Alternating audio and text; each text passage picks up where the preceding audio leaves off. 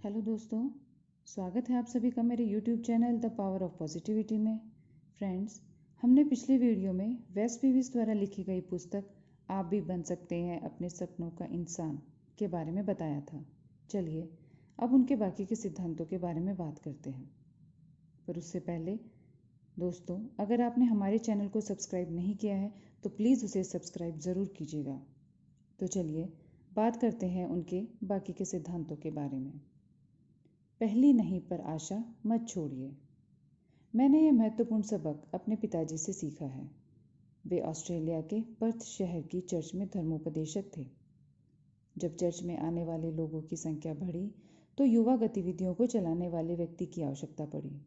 अब तक यह कार्य स्वयंसेवी व्यक्तियों के हाथ में था, पर अब यह कार्य इतना फैल चुका था कि इसे करने के लिए एक पूर्णकालिक व्यक्ति की जरूरत महसूस हुई जो अपना पूरा समय इसी काम के लिए समर्पित कर सके। अमेरिका में युवा गतिविधियों में प्रशिक्षित कैंट नामक व्यक्ति ने ऑस्ट्रेलिया तक हवाई यात्रा करके इस चुनौती को स्वीकार करने का निर्णय लिया। चर्च के लोगों ने उसके आगमन का स्वागत करते हुए एक स्वागत समारोह का आयोजन किया जो उसी दिन होने वाला था जिस दिन उसका आगमन संभावित था। पर्थ तक कैंट की यात्रा की योजना तय थी। पहले शिकागो से लॉस एंजल्स तक हवाई यात्रा, फिर लॉस एंजल्स से सिडनी तक हवाई यात्रा और अंत में सिडनी से पर्थ तक की हवाई उड़ान। यात्रा में उसकी मदद करने के लिए मेरे पिताजी भी आने वाले थे। पिताजी उस वक्त ब्रिस्बेन के एक सम्मेलन में भाग लेने गए हुए थे, इसीलिए योजना यह बनी कि पिताजी सिडनी तक उड़ान भरकर जाएं और सिडनी से पर्थ तक की अंतिम उड़ान में कैंट के साथ रहें। चूँकि मैं उस समय सिडनी में रहता था, इसीलिए मुझे यह काम सौंपा गया कि मैं अंतर्राष्ट्रीय हवाई अड्डे पर कैंट का स्वागत करूं और अगले दिन स्थानीय हवाई उड़ान से उसे रवाना करूं। जाहिर है कि काम आसान था। अगले दिन मैं सामान्य से जल्दी उठ गया और इसका कारण मेरे घर में बज रही टेलीफोन की घंटी थी। मेरे पिताजी का ब्रिस्बेन से फ़ोन था। उन्होंने मुझसे पूछा कि क्या मैंने समाचार पत्र पर नज़र डाली है।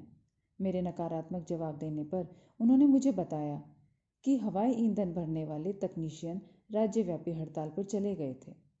सब हवाई जहाज जमीन पर खड़े थे। इसका मतलब यह था कि कोई भी एयरलाइन राज्य के अंदर या बाहर उड़ान नहीं भर सकेगी। पिताजी तो पर्थ तक पहुंच सकते थे क्योंकि वे दूसरे राज्य में थे और इसीलिए हड़ताल से अप्रभावित थे, पर कैंट फंस गया था। वह अपने ही स्वागत समारोह में उपस्थित नहीं हो सकता था।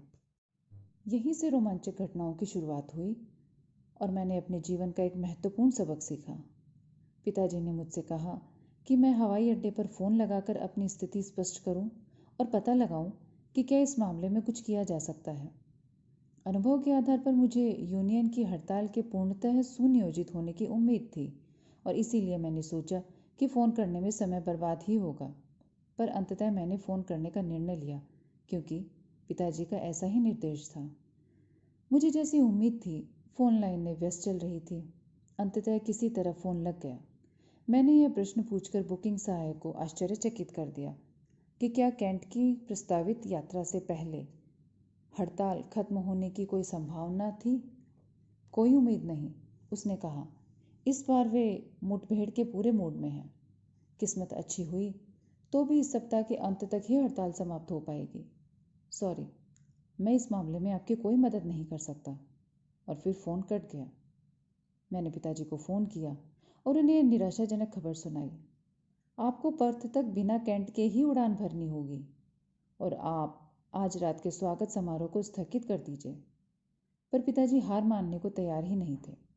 उन्होंने मुझसे हवाई अड्डे पर फिर से फ़ोन लगाने को कहा और एक बार फिर अन्य विकल्प तलाशने का आग्रह किया।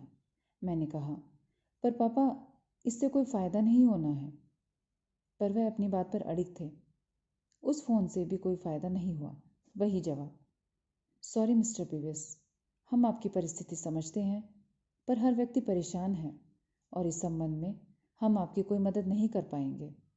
मैंने सोचा अब तो पिताजी को तसल्ली हो जाएगी, पर ऐसा नहीं हुआ। उन्होंने मुझसे फिर फ़ोन करने को कहा। परेशान होकर मैंने उनसे कह ही दिया, पापा, क्या आपको पता नहीं कि कब प्रयास करना छोड़ देना चाहिए। मैं फिर फ़ोन के पास गया और एक बार फिर व्यस्त फोन लाइन से संघर्ष करते हुए किसी तरह संपर्क स्थापित करने में कामयाब हो गया। मुझे थोड़ा इंतज़ार करने को कहा गया और इस दौरान मैं लगातार एक ही बात सोचता रहा कि क्या सभी पिता ऐसे ही होते हैं या सिर्फ मेरे पिताजी ही ऐसे हैं। तभी एक बुकिंग सहायक का फ़ोन आया। हाँ मिस्टर बेविस, मेरा नाम बार्नबी है, मैं आपकी क्या मदद कर सकता हूँ। जब सभी एयरलाइन कर्मचारियों को उनकी बेरुखी के लिए क्षमा किया जा सकता था, उस दिन भी बार्नबी की आवाज़ मधुर लग रही थी। मैंने सावधानीपूर्वक अपनी समस्या उसके सामने रखी। मेरी बातें सुनते सुनते वह अपने कंप्यूटर कीबोर्ड पर बटन दबाता जा रहा था, जिसकी आवाज़ मुझे साफ सुनाई दे रही थी। उसके सकारात्मक रवैये से मेरे मन में आशा जागृत हुई। अगर कुछ भी होना संभव था तो बार्नबी ही ऐसा व्यक्ति था जो उसे ढूंढने के लिए सर्वाधिक उपयुक्त था। उसने मुझसे कहा, अब थोड़ी देर इंतजार कीजिए। कुछ समय बाद वह एक अच्छी खबर के साथ फ़ोन लाइन पर आया। बड़ी हवाई कंपनियां फंसे हुए लोगों की सहायता करने के लिए एक निजी हवाई जहाज़ मालिकों की मदद ले रही थी। उसने मुझसे कहा कि वे कैंट को एक हल्के विमान द्वारा न्यू कैसल तक पहुंचा देंगे। कितना पुख्ता इंतजाम था, मैंने व्यंग्यपूर्वक सोचा। न्यू कैसल सिडनी से 100 मील उत्तर में था, जबकि पर्थ 3000 मील पश्चिम में था। मैं हैरत में था कि बार्नबी को हवाई अड्डे पर नौकरी किसने दी, जबकि वह यात्रा मार्गों से इतना अनभिज्ञ था। पर तभी उसकी आवाज़ फिर से आना शुरू हुई। फिर न्यू कैसल से हम उसको कैनबरा तक हवाई जहाज़ में बिठा सकते हैं।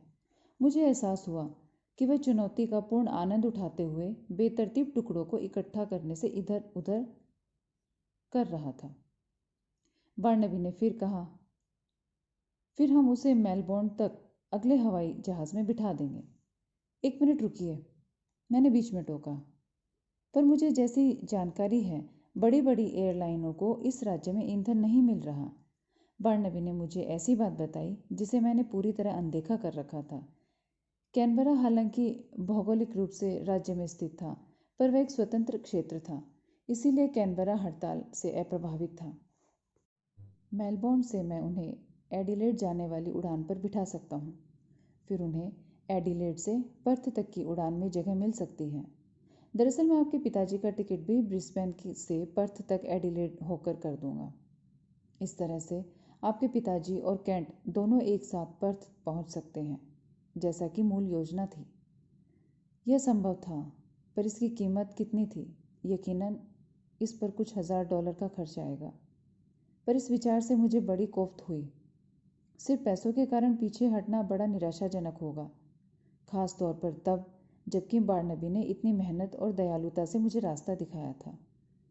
फिर भी पैसों के बारे में पूछना लाजमी था। इन उड़ानों पर कितना अतिरिक्त खर्च आएगा? अब तक के टिकटों के भुगतान के अलावा सिर्फ $25, बार्नबी ने जवाब दिया और मैं खुशी से झूम उठा। मैंने इस चमत्कारिक घटना की खबर अपने पिताजी को सुनाई। पापा, आपने सही कहा था कि कोशिशें करते रहो। अंततः ऐसे व्यक्ति से मेरी बात हुई जिसने इस असंभव काम को संभव बना दिया। उन्होंने जो कहा वह मैं कभी नहीं भूलूंगा। वैस, इसका परिणाम हमेशा तो इतना अच्छा नहीं निकलता जितना इस बार निकला है, पर एक बात तो तय है कि पहली नहीं पर कभी भी प्रयास करना नहीं छोड़ना चाहिए। तब से मैं इस सिद्धांत को अपने व्यवहार में ले आया और समय समय पर मुझे इसके लाभकारी परिणाम भी प्राप्त हुए। देखिए, कई बार तो नहीं शब्द असंभव का पर्यायवाची नहीं होता। इसका मतलब सिर्फ यह होता है कि वह विशिष्ट कार्य असंभव तो नहीं है, पर उसे संभव बनाने के लिए आपको बहुत से कष्ट उठाने पड़ेंगे। इसे दूसरी तरह से कहें तो कई बार नहीं, यह संभव नहीं का वास्तविक अर्थ होता है हाँ, कोई रास्ता निकल सकता है, पर उसे खोजने के लिए असाधारण प्रयास की आवश्यकता होती है, और मैं इस झमेले में नहीं पड़ना चाहता। एलिनोर और मैं जिस समय विवाह सूत्र में बंधे, उस समय शिक्षक प्रशिक्षण पाठ्यक्रम में एलिनोर का आखिरी साल प्रारंभ होने ही वाला था।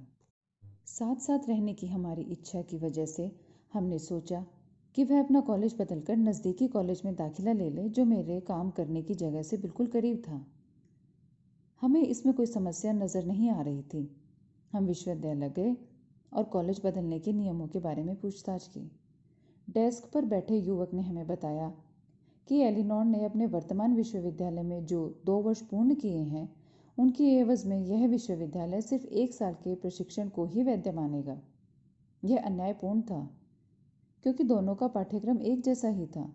इस सौदेबाजी में एलिनोर को कोई भी मज़ा नहीं आ रहा था। मैं प्रवेश प्रबंधक से बात करना चाहूँगा, मैंने कहा। मैं सोच रहा था कि शायद मैनेजर प्रतिद्वंदी विश्वविद्यालय से आए विद्यार्थी के प्रति अधिक उदार रवैया अपनाकर विश्वविद्यालय की नीति को शिथिल कर देगा। कोशिश करने में हर्ज ही क्या है। पर नतीजा वही निकला। उसने लगभग वही दोहराया जो ऑफिस के क्लर्क ने दोहराया था। उसने भी यह कहा कि इस मामले में हम शिक्षा विभाग के प्रमुख से मिल सकते हैं, और बाद में धीरे से यह भी जोड़ दिया, हालांकि मुझे लगता नहीं कि इससे आपकी समस्या हल हो जाएगी।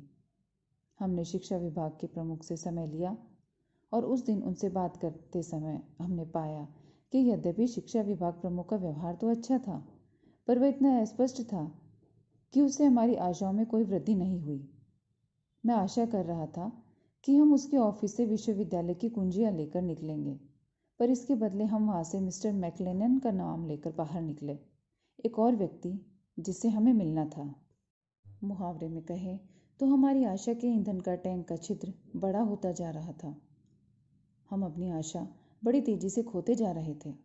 हमारे मन में यह विचार प्रबल था कि मिस्टर मैक्लेनन हमारी बिल्कुल भी मदद नहीं करेंगे, पर जब हम उनसे मिले तो हुआ बिल्कुल उल्टा।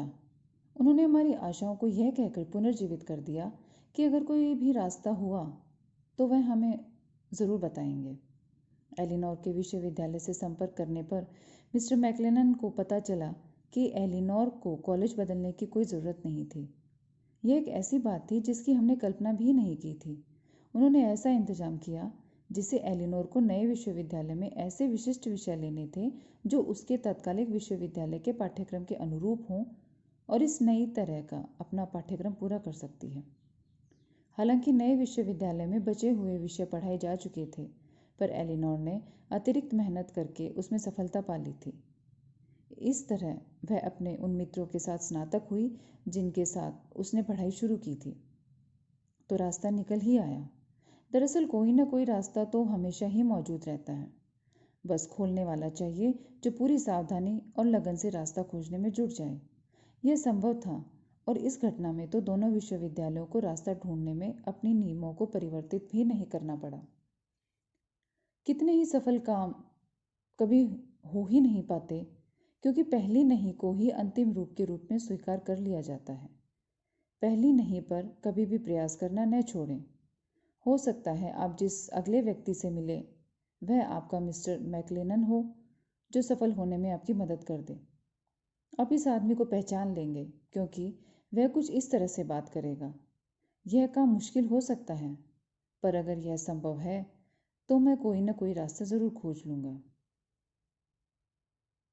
कम प्रतिरोध का रास्ता किसी अच्छी जगह को नहीं जानता। जब आप यह निर्णय लेते हैं कि आप अपने जीवन में कुछ खास करने वाले हैं, तो आप खुद को इस बात के लिए तैयार कर लीजिए कि आप अधिक प्रतिरोध का रास्ता चुनें।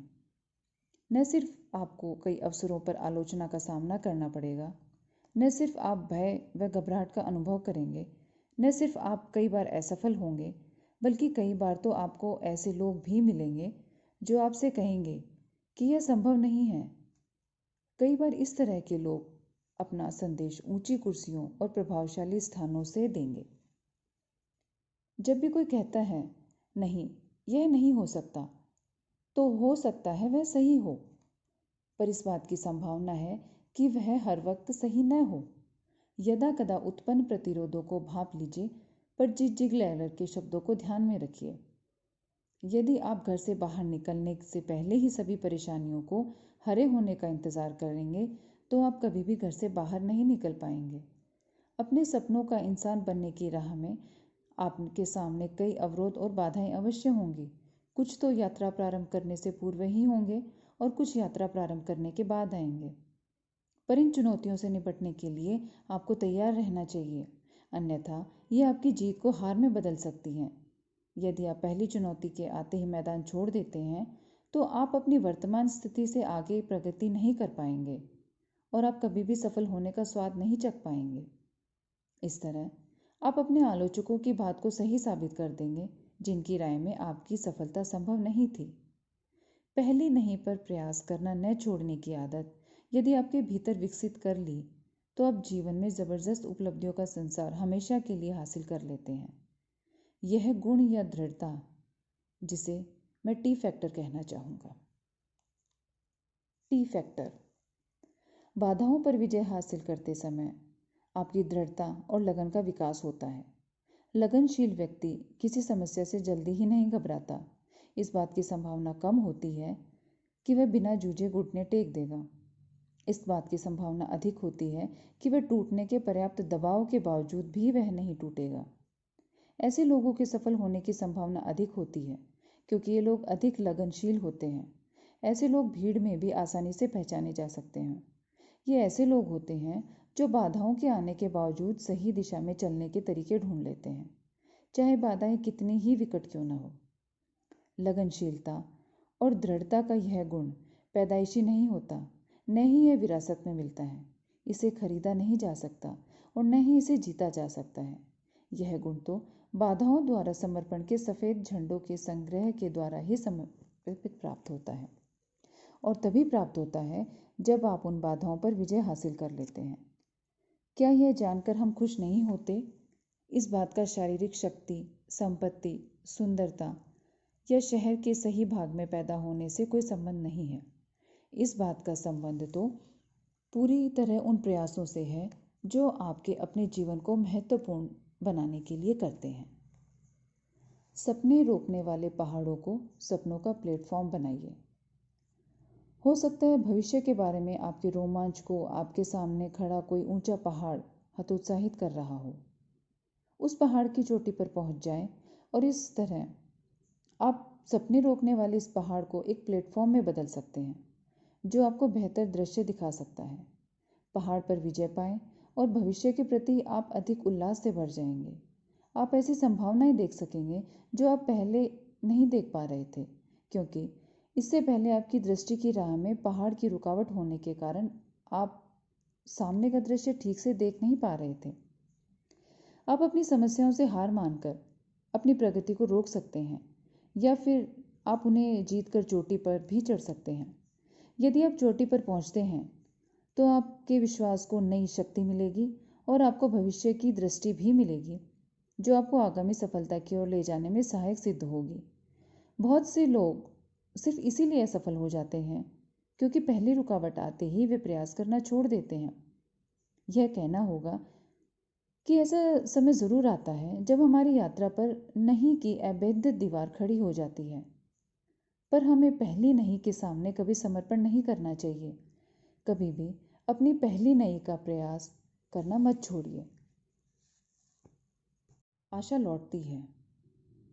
पहाड़ के सामने खड़ा हूँ, यह सोचते हुए कोई तो रास्ता होगा उस पार जाने का। और बूढ़ा बड़ा पहाड़ मानो हंसते हुए कहता है, तू कभी ज़मीन से ऊपर नहीं उठ पाएगा। पहाड़ को घूरते हुए मैं खड़ा हूँ। मेरे अंदर इससे भी बड़ा पहाड़ ताले में बंद है। आवाज़ आती है, बाहरी पहाड़ नहीं हिलेगा जब तक अंदरूनी शंका पर्वत न हट जाए। इसीलिए मैं रोमांच की माला जपता आगे बढ़ता हूँ। सुरक्षित दायरे में रह जाती है सिर्फ मेरी छाया। जैसे जैसे चढ़ता हूँ अधिक ताकत आ जाती है। मेरी यात्रा मुझे अधिक महान, अधिक इंसान बनाती है। और जब मैं ऊपर उठते हैं, संभावनाओं के शिखर में नए अजूबे पाते हैं। अतीत के जिस पहाड़ ने बाधित की थी हमारी दृष्टि, अब उसी की चोटी से हम सृष्टि को देखते हैं। अध्याय 5, सकारात्मक सूची। हमारे मस्तिष्क में जो विचार आते हैं, उन विचारों को चुनने की क्षमता मनुष्य को प्राप्त सबसे बड़ी शक्तियों में से एक है। हम सबके पास एक चयन की शक्ति है, और अधिक महत्वपूर्ण यह है कि हम इसे हमेशा कम आंकते हैं। जब हम इसकी शक्ति जान जाते हैं तो हम यह भी जान जाते हैं कि इसमें हमें बनाने की योग्यता है और मिटाने की भी। बचपन में स्कूल हमारे मस्तिष्क में ज्ञान भरने का अवसर प्रदान करता है। हालांकि यह ज्ञान महत्वपूर्ण होता है, पर जीवन में सफल होने के लिए यही काफ़ी नहीं होता। सफलता तो इस बात से सुनिश्चित होती है कि इस ज्ञान के बारे में हम अपने मस्तिष्क को किस प्रकार से नियंत्रित करते हैं। जब आप बच्चे थे तो आपसे कहा जाता था, छड़ी और पत्थर मेरी हड्डियां तोड़ सकते हैं, पर नामों से मुझे कोई नुकसान नहीं पहुंचता। पर सच्चाई तो यह है, जो आपने भी बाद में जानी होगी, कि टूटी हुई हड्डियां तो जल्दी ठीक हो जाती हैं, पर टूटा हुआ दिल ठीक होने में अपेक्षाकृत अधिक समय लेता है। दरअसल हम शाब्दिक आक्रमण के नासूर या घाव को कई सालों तक अपने साथ संभाल कर रख सकते हैं। अपनी स्मरण शक्ति में इन हानिकारक आक्रमणों को स्थान देकर इन्हें शक्ति प्रदान करते हैं कि यह बार बार हमें चोट पहुंचा सके। यदि एक बार कोई चोट पहुंचाने में विचार हमारे मस्तिष्क में स्थायी स्थान पा लेता है, तो यह अपनी महत्ता जताने के लिए समय समय पर अपना सिर उठाने के लिए मानो विवश होता है। हर रोज हम नकारात्मक सूचनाओं और विचारों की बमबारी होती है। नकारात्मकता और हानिकारक प्रभाव से बचने का एकमात्र उपाय इसे अपने मस्तिष्क में स्थान बनाने से रोकना है। आप इसे छानकर हानिकारक कर सकते हैं। अगर आप जीवन में ऊपर उठना चाहते हैं तो अपने पैर को एक्सीलेटर पर रखिए और ब्रेक से दूर रखिए। जब आप अपने मस्तिष्क में सकारात्मक विचारों को आमंत्रित करते हैं तो अपने पैर को एक्सीलेटर पर रखते हैं, पर जब आप नकारात्मक विचारों को अनुमति देते हैं तो वे आपको प्रगति के मार्ग से नीचे खींच ले, तो आप अपने पैर को ब्रेक पर रखते हैं। इससे आपकी गति व प्रगति दोनों धीमी हो जाती हैं। परिणामतः गंतव्य स्थल तक पहुंचने में आपको ज़्यादा समय लगता है। आपको पूरा अधिकार है कि आप अपने मस्तिष्क का सही उपयोग करें। आप किस विचार में सोचते हैं, यह आपको ही चुनना है। जब आप सकारात्मक चीज़ों पर विचार करने का निर्णय लेते हैं तो इससे आपकी भावनाएं भी ऊंची होती हैं और आपको शक्ति प्राप्त होती है। जब आप उन चीज़ों के बारे में सोचते हैं जिनसे आपको तकलीफ होती है तो आपकी शक्ति का हास्य होता है और आपकी ताकत कम हो जाती है। अपने मस्तिष्क को उन विचारों पर मंथन करने के लिए प्रशिक्षित करें जो आपको एक सकारात्मक मानसिक अवस्था में रखते हैं। नकारात्मक विचार आपको अवनति के मार्ग पर ले जाते हैं, इसीलिए उन पर चिंतन करना व्यर्थ है। जब आप पाएं कि आप सकारात्मक विचार पर अपना समय और मानसिक शक्ति इस्तेमाल कर रहे हैं तो स्वयं से पूछिए कि क्या ऐसा करना आपको लक्ष्य तक पहुंचाएगा, तो यह सही है। जब आप माँ बाप बनते हैं तो आपको जल्द ही मालूम हो जाता है कि बच्चे का दिमाग स्पंज की तरह होता है। वह हमारी उम्मीद से कहीं अधिक जानकारी ग्रहण करता है और उसकी ग्राह्य शक्ति वयस्कों से कहीं अधिक होती है। यह थोड़ी चिंता की बात है, क्योंकि ऐसा कोई उपाय नहीं है जिससे हम बच्चों के सामने आने वाली सारी सूचनाओं को सेंसर कर सकें। इसके बदले हम उन्हें यह सिखा सकते हैं कि मस्तिष्क के द्वार का नियंत्रण उनके अपने हाथ में है और वे खुद चुन सकते हैं कि कौन से विचार अंदर आएं और कौन से विचार बाहर ही खड़े रह जाएं। हर दिमाग किसी बैंक के खाते की तरह होता है। बचत की स्थिति इस बात पर निर्भर होती है कि हमारा लेन देन सकारात्मक है या नकारात्मक। शक्तिशाली मस्तिष्क विकसित करने का रहस्य है विचारों पर कड़ी नज़र रखना और उन्हें पूरी तरह नियंत्रित करना। हर उस विचार का मूल्यांकन कीजिए जो आपके मस्तिष्क के द्वार को खटखटाता है। उसी समय यह भी तय कर लीजिए कि यह किराएदार अच्छा यानी रचनात्मक है या बुरा यानी विध्वंसात्मक, और यह तय करने के बाद ही उस विचार को अपने मस्तिष्क में प्रवेश करने की इजाज़त दीजिए। यदि आप ऐसा कर पाते हैं तो आप अपने मस्तिष्क को अपनी सबसे मूल्यवान संपत्ति के रूप में बदल लेते हैं, जो आपको अपने सपनों का इंसान बनने में सहायक देती है। अतीत से उतना ही लें जिससे भविष्य में मदद मिले। कुछ समय पहले मैंने स्वयं को एक कठिन परामर्शदात्री परिस्थिति में पाया। एक पिता किसी छोटी सी नज़र आने वाली बात पर बिफर पड़ा। जैसा मैंने कहा, बात छोटी सी थी, पर छोटी सी चिंगारी की तरह इसने उसके मन में इकट्ठी दमित भावनाओं को पेट्रोल की तरह भड़का दिया। इसके बाद वह मुझे एक के बाद एक कई घटनाएं सुनाता गया। अतीत में उसे जिन निराशाजनक परिस्थितियों से गुजरना पड़ा था, जो चोटें उसने अपने जीवन में खाई थी, यह साफ था कि उसने इन नकारात्मक यादों को बड़े जतन से अपने सीने से लगा कर रखा था। जिस विचार से उसने इन घटनाओं का वर्णन किया, उससे मुझे यह आभास हुआ कि वह समय पाते ही इन कष्टकारी अनुभवों पर विचार करने लगता है और उन्हें खाद पानी देता है, जिससे बुरे अनुभव की यादें उसके दिल में तरोताज़ा बनी रहती हैं। यह एक दुखद परिस्थिति थी। दुखद उस पिता के द्वारा झेले गए दुर्भाग्य या कष्ट नहीं थे। दुखद यह था कि वह इन नकारात्मक घटनाओं को अपने दिल से लगाए बैठा था, जिससे उसके भविष्य की खुशी भी नष्ट होने की संभावना थी। अगर कोई विचार आपको नीचे की तरफ ले जाता है, तो वह इस काबिल नहीं है कि आप उसे अपने साथ रखें। हम ऐसे बहुत से लोगों को जानते होंगे जिनकी रफ्तार जीवन की दौड़ में इसलिए धीमी होती है क्योंकि वे अपने साथ बहुत सा गैर ज़रूरी सामान लेकर सफ़र करते हैं। ऐसे भी समय रहे होंगे जब हमने भी ऐसा ही किया होगा। बाइबल में कहा गया है कि हमें अपने दुश्मनों को माफ़ कर देना चाहिए। इस बात पर आपको आश्चर्य तो होता होगा, ऐसा क्यों कहा गया है, जबकि आपके माफ़ कर देने से आपके दुश्मनों की दुश्मनी तो खत्म नहीं हो जाती। आपका सोचना अपनी जगह सही है, पर ईश्वर जानता है कि आपके दुश्मनों का जीवन तो आपको कष्ट पहुंचाने के बाद पहले से भी कष्टप्रद हो गया है। माफ़ करना हमारे अपने फ़ायदे के लिए, न कि उन लोगों के फ़ायदे के लिए जिन्हें हम माफ़ करते हैं। कटुता, क्रोध और नफरत, इन विचारों से हमारे जीवन की यात्रा का बोझ और भी बढ़ जाता है। ये विचार काफ़ी भारी भरकम है और ऊपर उठाने की बजाय हमें नीचे गिराते हैं। कटुता अंततः उस बर्तन को ही नष्ट कर देती है जिसमें इसे रखा जाता है। हमारे सपनों का इंसान बनने के मार्ग पर हमारी तीर्थ यात्रा वैसे ही काफ़ी मुश्किल होती है। जब आप कठिनाइयों, उतार चढ़ावों, चोटों और बुरे मौसम के बारे में विचार करते हैं, जो सब आपके नियंत्रण के बाहर की चीज़ें हैं, तो आप ऐसा बोझ अपनी पीठ पर क्यों लादे रखना चाहते हैं जो आपकी यात्रा को और भी मुश्किल बना देगी, जबकि आप इसे आसानी से छोड़कर जा सकते हैं। यूं तो बहुत से विचार आपके मस्तिष्क में प्रवेश के लिए दस्तक देते हैं, पर प्रवेश सिर्फ उन्हीं विचारों को दीजिए जो भविष्य में आपकी मदद कर सकते हैं। मेरे पिताजी की उस समय अचानक मृत्यु हो गई जब मैं 24 साल का था। मुझे याद है, उनकी मृत्यु के 1 वर्ष बाद मैं उनके अध्ययन कक्ष को व्यवस्थित कर रहा था। मेरे पिताजी को पढ़ने लिखने का बड़ा शौक था। उनका अध्ययन कक्ष ही उनका महल था। वहाँ पर इतनी सारी किताबें थीं जो एक कॉलेज का पुस्तकालय प्रारंभ करने के लिए पर्याप्त थी। इसके अलावा वहाँ बहुत सारी फाइलें भी रखी थी। उनकी आदत थी कि वे हर चीज़ को संभाल कर रख लेते थे जिसके बारे में उन्हें लगता था कि वह भविष्य में कभी उनके काम आ सकती हैं। उनकी अधिकांश पुस्तकें पैक करने के बाद मुझे वहाँ पर एक फाइल मिली जिसमें वह पत्र थे जो मेरे पिताजी को प्रमुख बनने के बाद प्राप्त हुए। जो लोग नेतृत्व के पदों पर होते हैं उन्हें यदाकदा शिकायती पत्र भी मिलते हैं।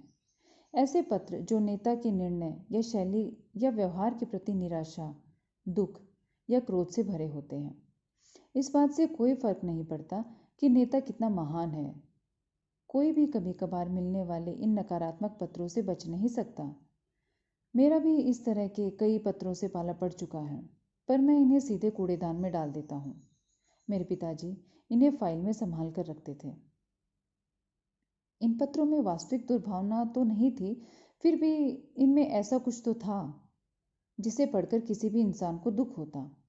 मैंने कल्पना की कि इन्हें प्राप्त करने के बाद पिताजी को कितनी भावनात्मक चोट पहुंची होगी।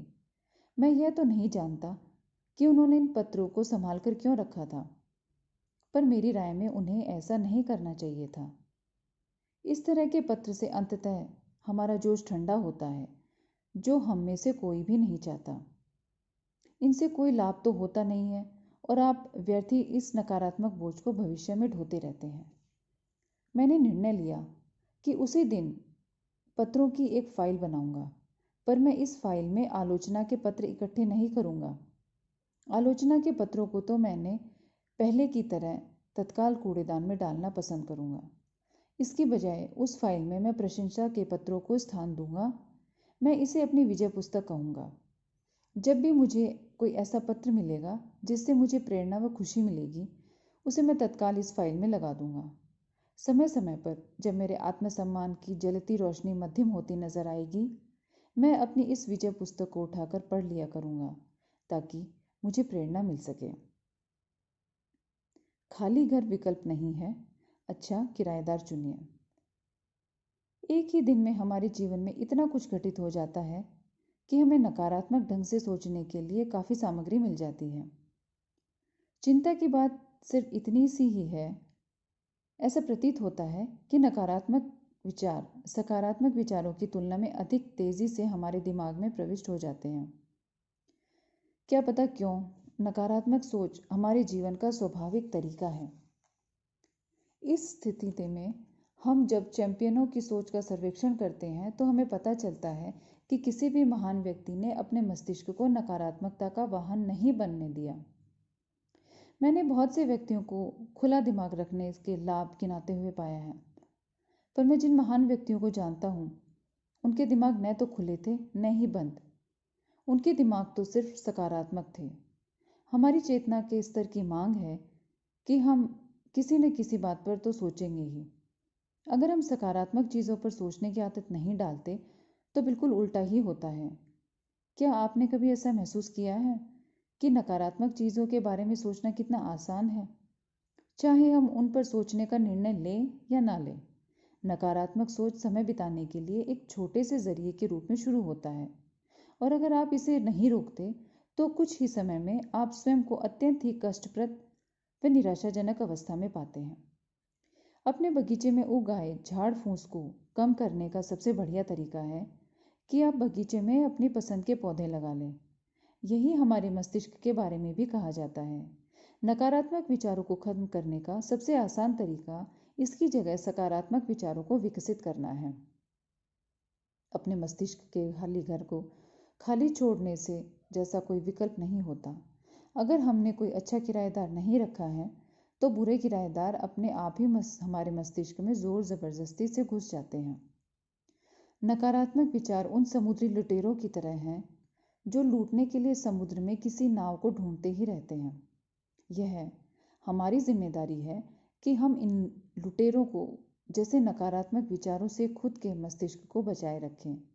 सबसे बढ़िया रणनीति यह होगी कि हम अपने मस्तिष्क को सकारात्मक विचारों से पूरी तरह से भर लें और नकारात्मकता के लिए ज़रा सी भी जगह न छोड़ें। अगर आप खुद को एक ऐसे विचार में लिप्त पाएं जो आपको नीचे खींच रहा हो तो तुरंत किसी सकारात्मक विचार के बारे में सोचने लगिए जो उसकी जगह ले सके। देवी सहायता लीजिए। मैंने डॉक्टर नॉर्मन विंसेंट पील की पुस्तक में पढ़ा कि हमारे मस्तिष्क में जो चीज़ें आ जाती हैं जिनसे निपटने के लिए शक्ति हमारे अंदर नहीं होती। मैंने खुद का अनुभव इस बात का प्रत्यक्ष प्रमाण है कि उनका कथन बिल्कुल सही है।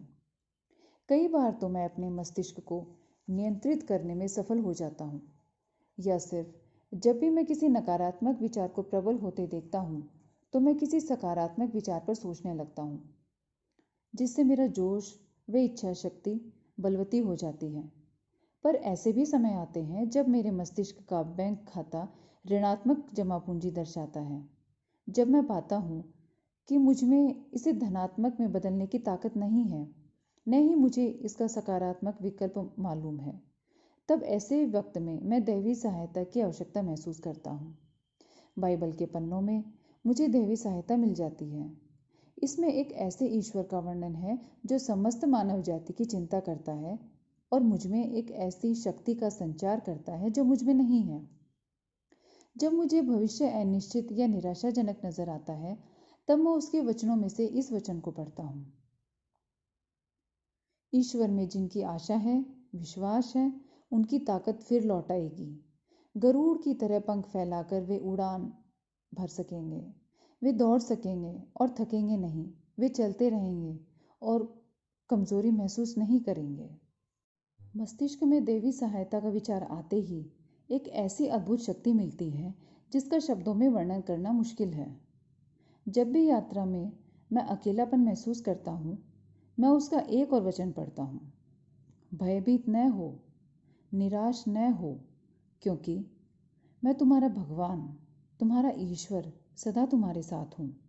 जहाँ जहाँ भी तुम जाओगे मैं तुम्हारे साथ रहूँगा। जिसने भी सपना देखने का साहस किया है, ऐसे हर व्यक्ति को ऐसे अनुभवों से गुजरना पड़ता है जब अपेक्षित परिणाम यथार्थ में परिवर्तित नहीं हो पाते। जब भी ऐसा होता है तो अपेक्षित परिणाम और प्राप्त परिणाम के बीच एक बड़ा फासला होता है। कई बार इस फासले की वजह आपके नियंत्रण में नहीं होती, जबकि कई बार इसका संबंध आपकी क्षमता से भी होता है। कारण कुछ भी हो, आपको इस फैसले पर इस खाई को पाटना ही होगा जो आपके द्वारा चाहे गए परिणाम और हासिल किए गए परिणामों के बीच होती है। आप इस फासले को बहानों, दोषारोपण, आत्मग्लानि, ईर्ष्या या ऐसी ही किसी अन्य विध्वंसात्मक प्रक्रिया से पाट सकते हैं, पर अंततः ऐसे नकारात्मक विचारों से आपको शांति प्राप्त नहीं होती, बल्कि इनसे यह फासला और भी बढ़ जाता है। जिनको ईश्वर की शांति की अनुभूति हुई है, उनका मानना है कि ईश्वर का विचार मात्र ही नकारात्मक घास फूस को मन के उपवन में उगने नहीं देता, और इसकी वजह से आप में इस खाई को पाटने की एक रहस्यमय क्षमता उत्पन्न हो जाती है। यही नहीं, अगर आपके द्वारा चाहे परिणाम प्राप्त करना या सफल होना मुमकिन है, तो दैवी सहायता आपको यह शक्ति भी देती है कि आप इस खाई को पाट लें और सफलता की दहलीज पर पहुंच जाएं।